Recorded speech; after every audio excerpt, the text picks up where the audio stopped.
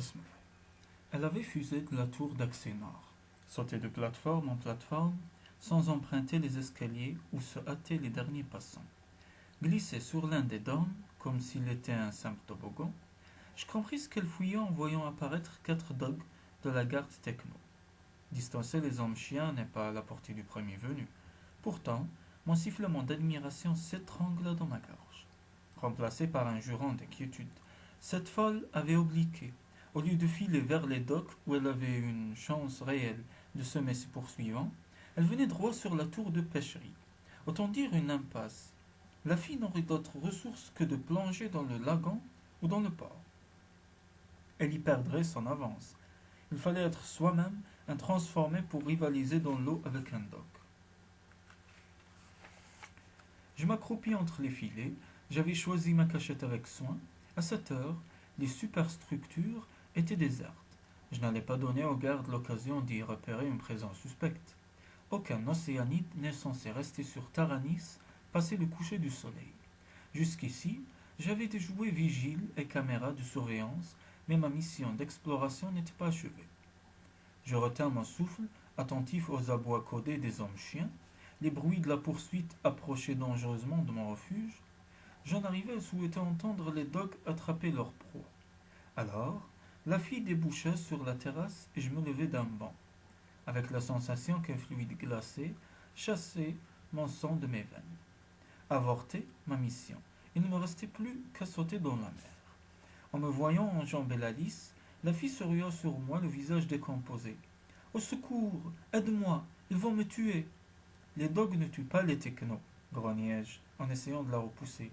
Mais elle s'agrippait à moi de toutes ses forces, et lorsque les gardes se précipitèrent à leur tour sur la terrasse, je n'eus d'autre ressource que de me propulser en l'air, d'un sec appel du pied, en compagnie de mon fardeau imposé. Le kraken me protège, pensai-je, atterré.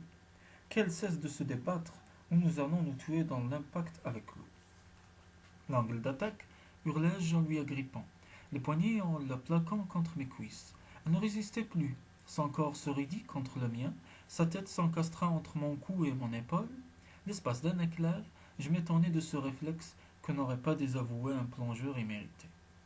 Et déjà nous percutions la surface océane, l'impression que talons, fesses, nuque explosent, mais non, je suis encore en vie, elle aussi sans doute, bien qu'à demi assommée.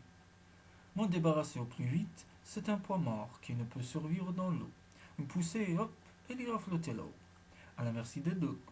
Je ne vais quand même pas m'encombrer d'une criminelle, et techno par surcroît. Quiconque s'oppose au régime de Mahad, Kahlenberg, Isani, mérite ton aide. Il n'y a qu'une façon de l'aider, et le risque est trop grand. Les bruits de deux plongeons presque simultanés, puis d'un autre, et d'un autre encore, mirent un terme à mon hésitation. Mes tuteurs m'avaient certes appris à confronter le pour et le contre de toute situation, mais ils avaient négligé de cuirasser mon cœur. Si les docs s'étaient résignés à plonger, c'est qu'ils avaient une bonne raison de récupérer la fille, laquelle commençait à suffoquer sous ma main qui obstruait ses lèvres et ses narines. Je lui assénai un coup sur la nuque, insufflai dans sa bouche tout l'air qui subsistait dans mes poumons, et d'une vigoureuse détente des pieds, nous propulsai dans l'ombre dense des infrastructures de la ville. Me réparant sur la chaîne d'une ancre, je ne tardai pas à localiser l'un de nos refuges. À l'instant où je me hissai à l'intérieur après y avoir logé mon fardeau, le faisceau d'un sonar effleura mes orteils. Mouvement réflexe, mes genoux percutèrent mon menton, et maintenant la peur me sculptait dans l'immobilité. Un dogue passait avec lenteur sous notre abri. Si la fille se réveillait, elle tousserait l'eau qu'elle avait avalée. Par prudence, je la bâillonnai de nouveau. Le dogue s'éloigna, le danger desserrait son étreinte, j'aidai la noyée à vomir, elle retrouva son souffle, j'en soupirai de soulagement. Où sommes-nous s'enquit-elle. Il vaut mieux que tu l'ignores. Les océanides ont donc des choses à cacher, ironisa-t-elle. Elle en savait déjà trop pour la sécurité des miens.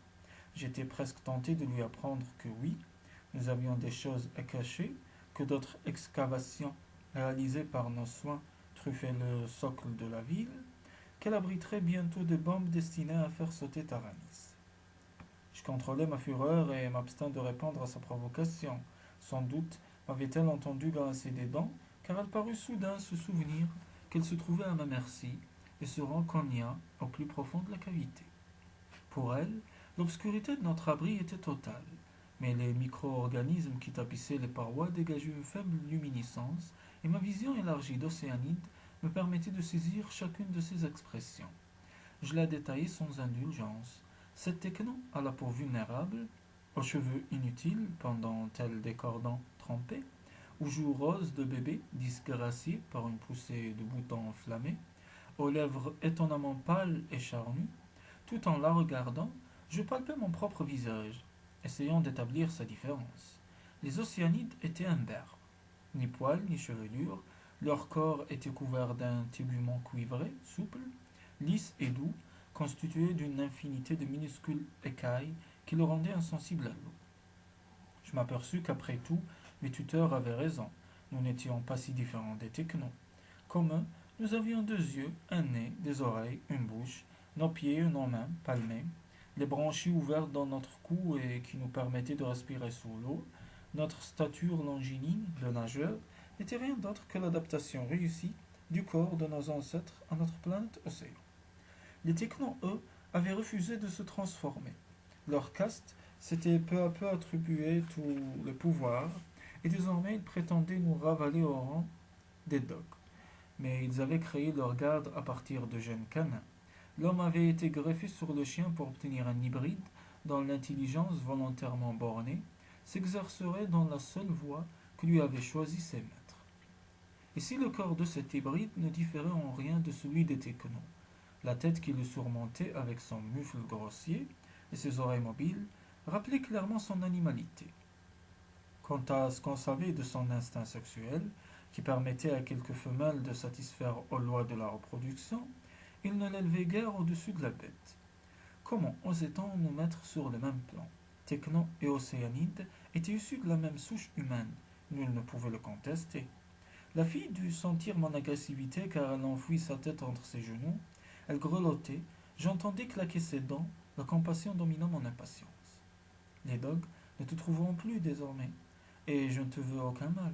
Tu n'as pas de raison d'avoir peur. Je n'ai pas peur, grinça-t-elle avec morgue. J'ai froid. Je ne suis pas une altère, moi. Mon organisme n'est pas adapté au cul de basse-fosse. Maudite techno, le kraken l'étouffe. Elle et son dégoût pour les transformer.